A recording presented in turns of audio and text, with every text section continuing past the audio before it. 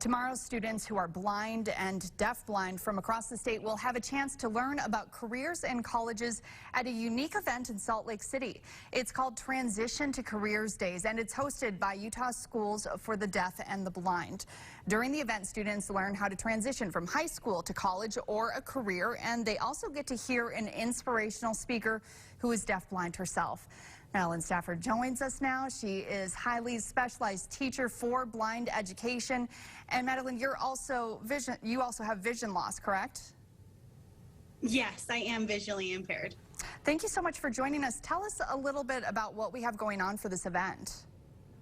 Yeah, so this event is tomorrow at our Salt Lake campus. It's for students 14 to 22 years old, and they are coming to this transition fair, which will have a bunch of tables from colleges, the Division of Services for the Blind and Visually Impaired, and Folk Rehab, and they can interact with peers and those professionals. We also have a guest presenter, and she is also deafblind herself. Tell us a little bit about your story. How did you get involved in this?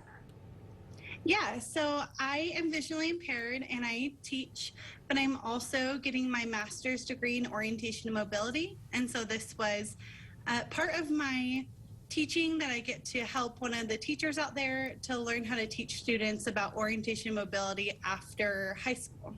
What does that entail? What kinds of needs do students who are blind have?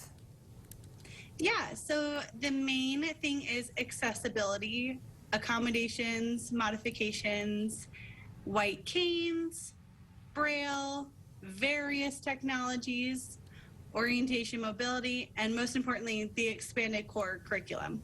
Why is it important to have events like this as kind of a bridge between high school and then a more independent living? Because students that are blind and visually impaired are missing out on the incidental learning. And so this event can help those students be able to interact with others that are blind and visually impaired and see the different opportunities that they have in various colleges or workplaces, and how they can socialize with others, other peers and coworkers. And socializing is so important. I think we learned that the hard way the last 2 years with the pandemic, is for everyone really. What has the last year been like for your students? Yeah, I think it's been pretty challenging for blind and visually impaired and deafblind students being isolated at home, just like it has for everyone. But our families have been so amazing, and our educators that work at all of our campuses have been very much focusing on how they can interact with their families and what does communication look like for those students. What does the job market look like? I mean, this is, we say this all the time, unprecedented times, but what does the job market look like for these kids who are looking at graduating college or high school and looking for a job?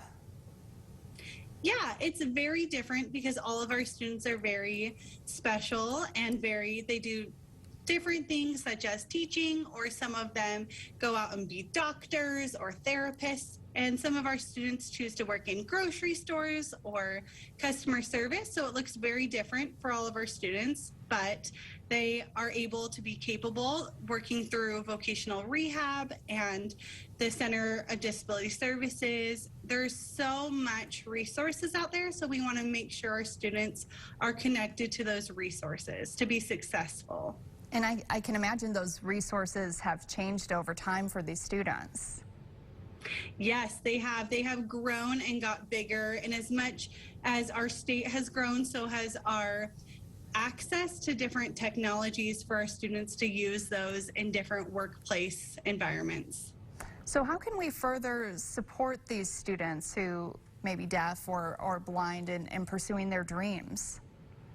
Yeah, so our school has a foundation. It's called USDB Education Foundation, and anyone can donate to this foundation, and 100% of that dollar donation goes directly to our students. And our school and our state does a wonderful job providing what our students need in the school environment, such as books and canes. But this also, if you donate to this foundation, 100% of that goes back to our children and our families to help them get those expensive technologies and different accommodations that they need in the workplace and after high school. So you can go to www.usdbeducationfoundation.org. All right. Well, thank you so much for joining us. And we do actually have a clip of some students thanking people for donating, so we'll toss it to that now. Donations change lives for new talk, deaf, and hard of hearing children.